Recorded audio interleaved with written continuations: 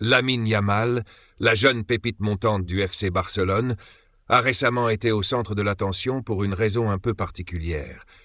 Il a été soumis à un contrôle antidopage après un match intense entre le Barça et le Borussia Dortmund.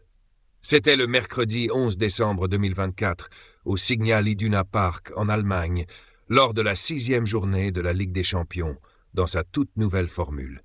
Imaginez l'ambiance électrique de ce soir-là. Et après le coup de sifflet final, Yamal a été sélectionné pour ce contrôle, comme le veut le règlement très strict de l'UEFA. Pour ceux qui ne le savent pas, ces contrôles font partie intégrante des grands matchs, surtout en Ligue des Champions. Ils garantissent que tout se passe dans les règles, que le fair play est respecté et que l'intégrité de la compétition reste intacte. Selon AS Diario, Yamal, toujours aussi professionnel, a coopéré sans problème. D'ailleurs, si vous appréciez cette vidéo, pensez à la liker et à vous abonner à la chaîne.